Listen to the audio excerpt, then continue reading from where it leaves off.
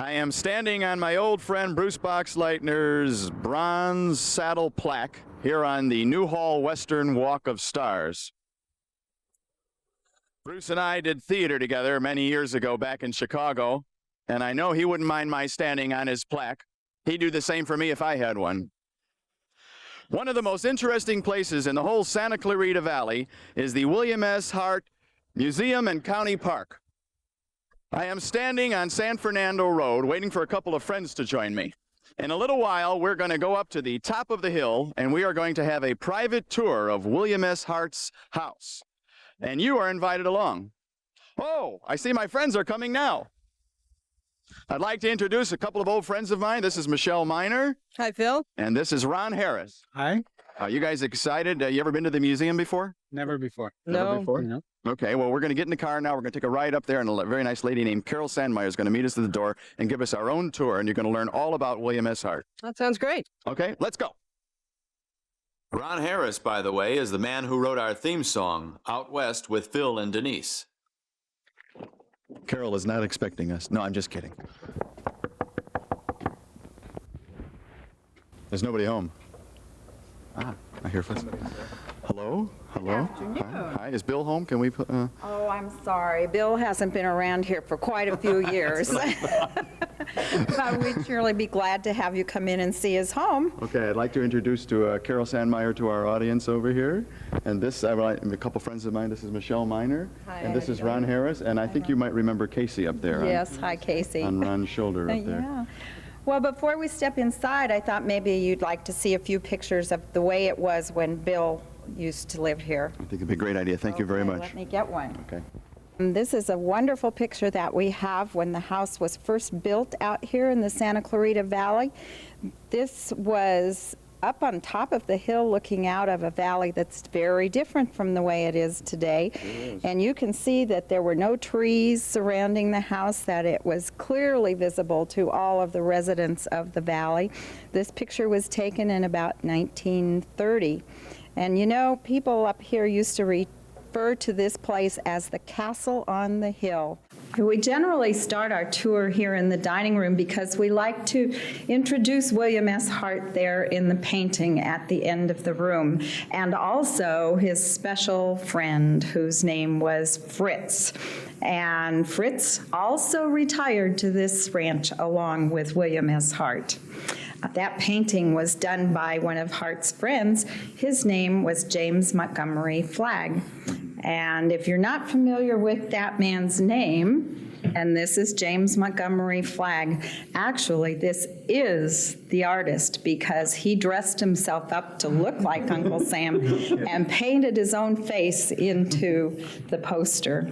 That's great. So he was a frequent visitor here to this house, along with many other famous people of that time, and we'll meet a lot of them as we go through the house today. Great. And he moved in November of 1927, and it took about a year to build it, and at a cost of a little over $100,000, which was quite a bit of money in those days. Also of interest in this room are the decorated paintings on the ceilings, the beams that are in the room, and Hart wanted those to reflect the patterns of his Navajo rugs. One of the things that's interesting, you guys would like this, is that William S. Hart was a touring actor in the Old West. He worked as an actor in the worst time, I mean, touring on trains and going from town to town and doing shows, and he was a Shakespearean actor, right? Isn't that right? Yes. Oh, yes, and it wasn't until he was around 50 years old, am I correct? That's correct. That he made his first movie, so he didn't become a star until he was in his 50s, mind you. Wow. So there's still hope for some of us. Well, we might take a look into this little room at the end here, because this large dining room was seldom used by Bill Hart unless a lot of guests came. But more often you would find him having his breakfast or dinner here in this small room at the end with another beautiful view out over the valley, and much more convenient to the kitchen, which is right next door there. We're in the kitchen now. That's right. And a very functional kitchen, pretty typical of a 1920s kitchen, with all these modern conveniences in here. Over here on the top of the oven, you'll see one of the very first electric popcorn poppers. Do you see with the handle on it there? Oh, this is here in the butler's pantry with some more wonderful storage and another sink because you didn't mix the pots and pans with the dishes when you did them. We try not to do that at our house, Yes. too, yeah. Now, we have something over here you want to show. Right around this Does corner. anybody know why it's called a dumbwaiter? Do you have any idea? Well, because Thomas Jefferson named it that. Is that right? Is that right? He was the person who invented the dumbwaiter. I didn't know or that. silent waiter, as it was sometimes called. Okay, we're here in the beautiful entry to the home, and it has the round staircase and beautiful painted ceiling that is in the shape of a wagon wheel, again with more designs drawn around it.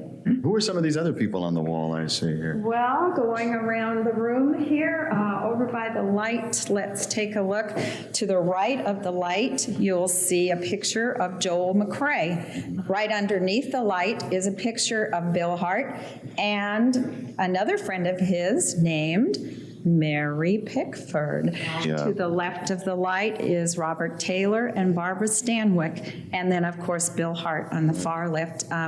They were visitors up here. Sure. That cowboy is somebody you probably would never recognize as a cowboy, but that is Maurice Chevalier, dressed in cowboy clothes.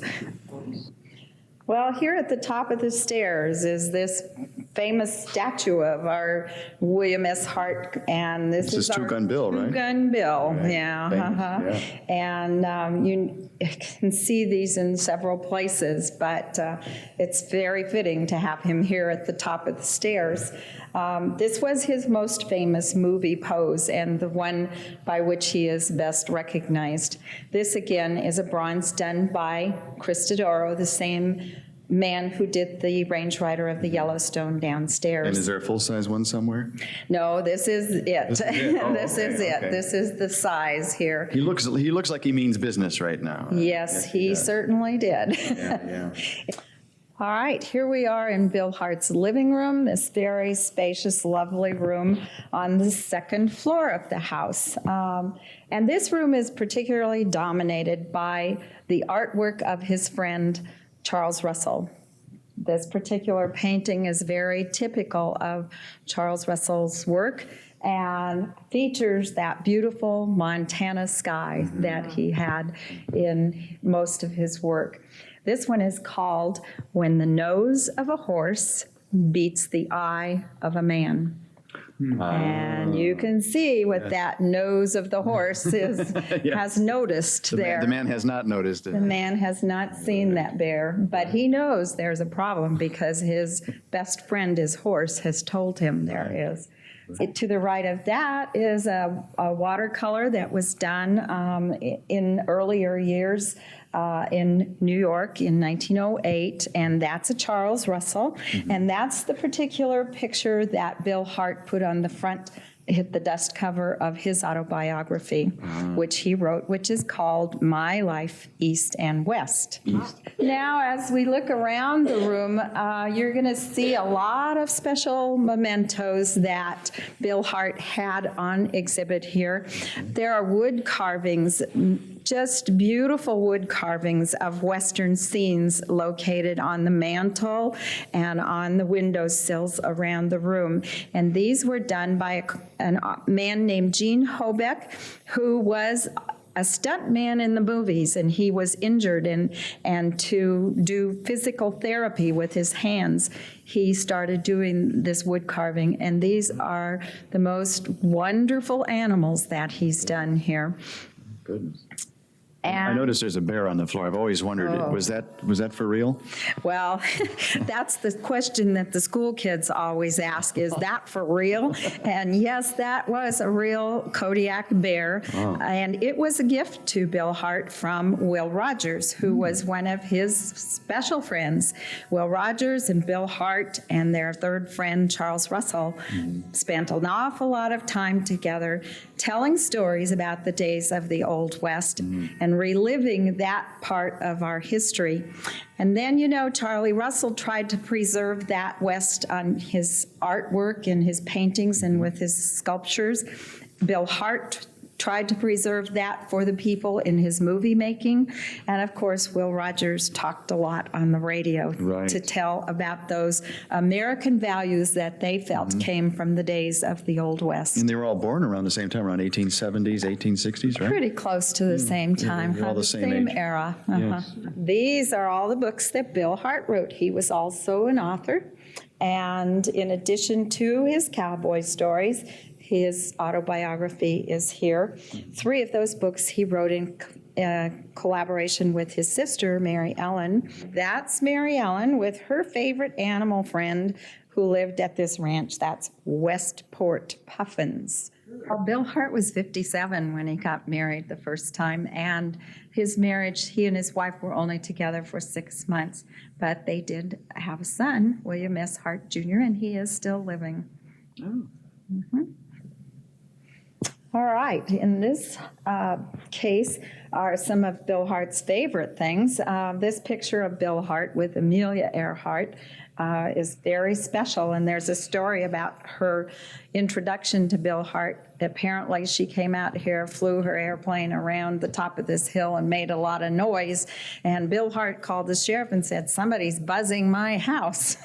And by that time, she had landed, and they said, "Well, it's only Amelia Earhart. She wants to meet you." So that's how they became acquainted. Okay, we're in the room that the normal tour does not get to come into. This is Mary Ellen's bedroom, correct? That's correct. And this is a very different feeling room from the rest of the house. It was, of course, the ladies' house, the ladies' room, and a little bit of a Victorian feeling to it. A nice satin bedspread and a tapestry and all of a little bit of an oriental feeling to the furniture. She was, by the time they lived here, she was not in just wonderful health. It was from time to time she was bedridden. Sometimes she was fine. It just depended. And hers was a back injury that caused her such pain. And so a lot of times she would just sort of isolate herself in this area. When the house was built, she was very specific about the things that she wanted in her room. She wanted balconies all around, which she has. She wanted a fireplace, which she has. Right.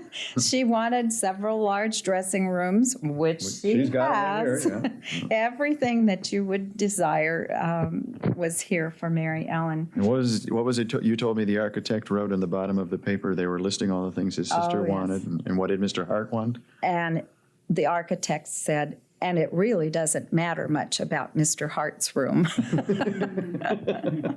That was Arthur Kelly, who was the person who designed this home. And Bill and Mary Ellen had a great deal of input as to the things that they specifically wanted in the house. Well, you're looking into the phone booth of the house. There was only one phone in the house, and it was hidden away in a little room because at that time, phones were something like a utility to be hidden away, not so much for privacy, but just because of the other reason. And there are pictures in there of some more of Bill Hart's friends. To the right, you'll see Bat Masterson with Bill Hart. That's a famous name of the Old West. And in the center picture, that's the last photograph taken of William S. Hart. That's out in the Saugus area at a rodeo. Bill Hart's in that picture along with Jane Novak, a longtime friend of his, and once again, James Montgomery Flagg. And then to the left, of course, Charles Lindbergh, another acquaintance of the Harts. And right outside the door of the phone booth is that famous name, Wyatt Earp, not looking like the lawman of the Old West, but in a three-piece business suit. And William S. Hart was a pallbearer at his funeral. That's correct, and they were friends. Bill Hart was instrumental in getting interviews with biographers for Wyatt Earp and to record some of that man's history before Wyatt Earp died, actually.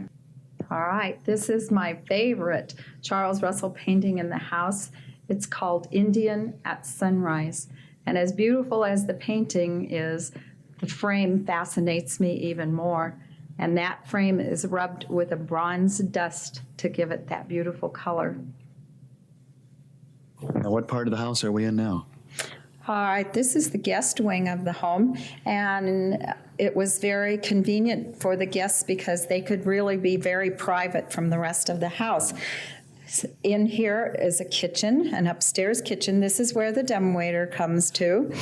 And then there's a sitting room, a bedroom, and a bathroom that could be totally separate from the rest of the house. It's all very nicely furnished in period wicker furniture, and the guests would be quite comfortable in this area. I should think so. Did he have a lot of guests? Was he a big entertainer? Well, from time to time, people would come from Hollywood to spend the weekend.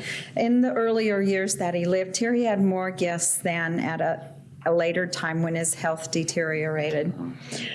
Then at that point, he often would have a nurse living here to take care of Mary Ellen. And at one point, he had some surgery, and the nurse was here to take care of him. Sometimes a live-in secretary, different purposes for Did they use rooms. these rooms? Were those rooms for them? That's what these rooms were for. Also, when his son came for a visit, he used the corner room here. Oh, okay. Carol, we noticed there's a book in Braille in there. Right. What is that The about? book in Braille is one of the books that Bill Hart wrote. It's called Hoofbeats, one of his cowboy stories. And he had all of the books that he wrote transcribed into Braille. It was one of his favorite charities, and he did leave money in his will for the Blind Institute. Why?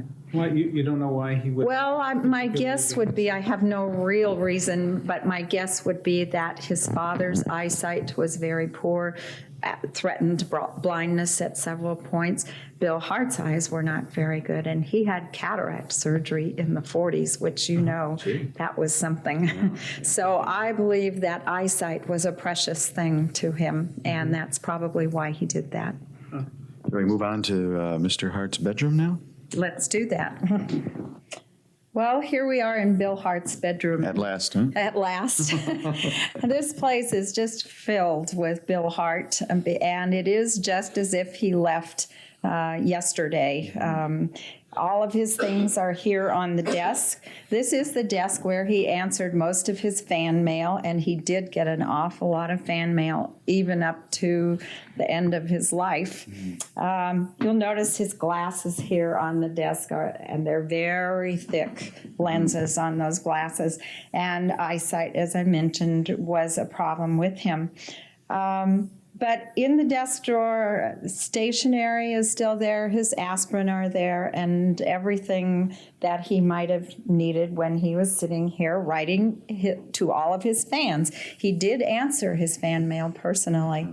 And in the dresser drawers are all of his clothes, his pajamas, everything still in there. And in the closet over there, all of his suits and things are hanging in there. I like that coat over there. Yeah, buffalo coat.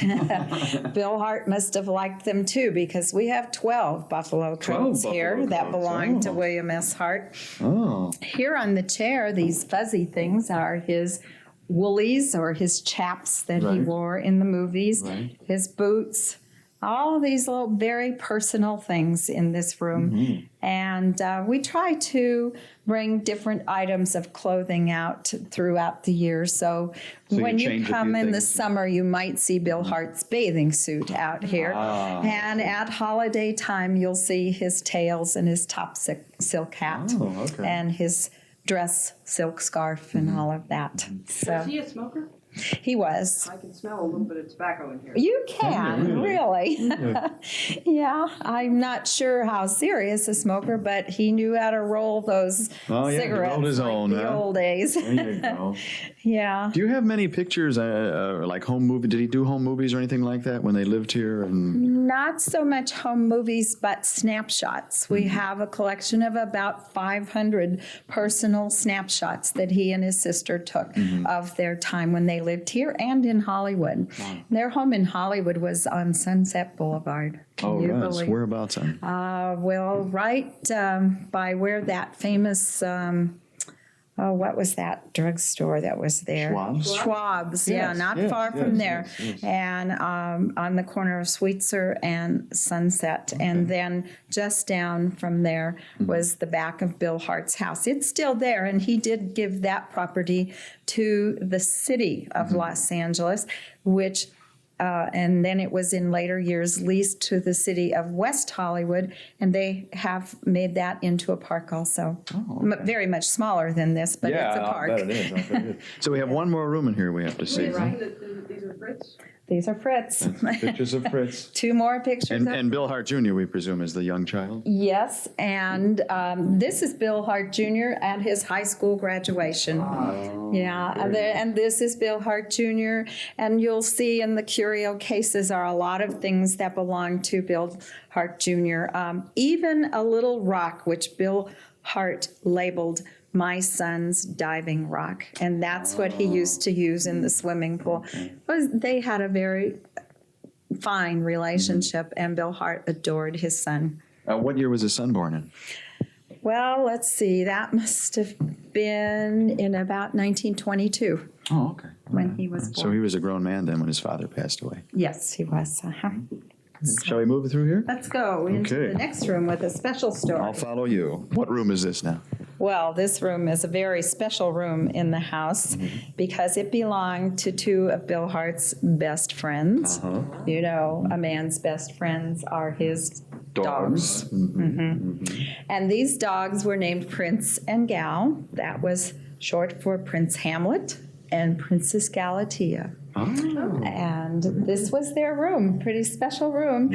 And it's hard to believe this was built for them, and it wasn't. It was Bill Hart's bedroom first. The only room that was added onto the house is the one that we just visited, Bill Hart's bedroom. Okay. But this was his bedroom first, and then these 2 dull little puppies were born here at the ranch, and Bill Hart loved his animals, so he let them be in his bedroom and sleep on his bed and all, and that was great until they were full-grown Harlequin Great Danes. And at that point, he said, I don't think there's room for all of us in here, and added his own bedroom, and this is the dog's bedroom. So these are the dog beds. These are the very special dog beds for Prince and Gal, and they were important to him as he got older because, as we mentioned, his eyesight wasn't very good, but he still loved to go out and take walks in the hills, and Prince and Gal would keep him safe when he would be out there walking along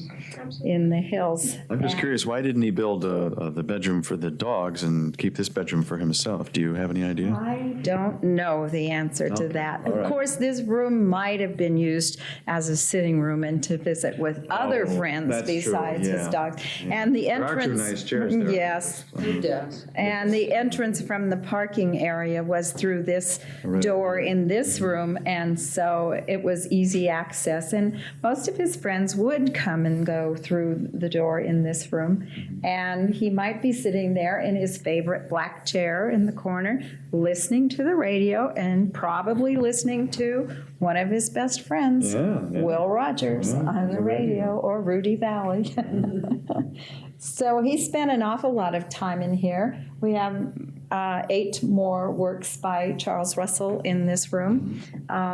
Very fine pieces that were illustrations. These 4 for a book, and these 4 for this little poem that's here about a cyclist and a cowboy. It's a very funny story about how a cyclist comes to the West, meets up with these cowboys, and works a deal to trade his bicycle for a horse. That was all good, except that the cowboys put a burr under the saddle, and that was a bucking bronco. And in the end, the cyclist is left with no bicycle and no horse. There's a message in that poem. There it is. Stay on your bike, don't get off of it. So, Well, this is terrific. Is there anything else we need to see here? Is there anything else? well, I think maybe the pictures on the wall in here Okay. will point out that very special friendship that we talked about. There is a picture there on the left that is of Will Rogers and Charles Russell down in Hollywood. The next one is at the Will Rogers Ranch with Bill Hart and Will Rogers. And then next to that is Bill Hart and Charlie Russell. And those three really did a lot to preserve our image of that West that has long since disappeared. Yes. Well, I want to thank you very much for giving us this tour of the It's my house. pleasure. We've really had a good time. You come again because every time you come through this house, there's something else to see. true. This is Philip Scorza for Points of Interest, and I'd like to just say goodbye to my friend Ron Harris and Michelle Miner and thank them for joining us here at the William S. Hart Museum. It's a lot of fun. I'm glad Yeah, you I guys had- came. I really had a am. great time. Thanks Yeah. a lot, Phil. You're welcome. Thanks. Thank So you very long. much. Bye-bye. Till next time.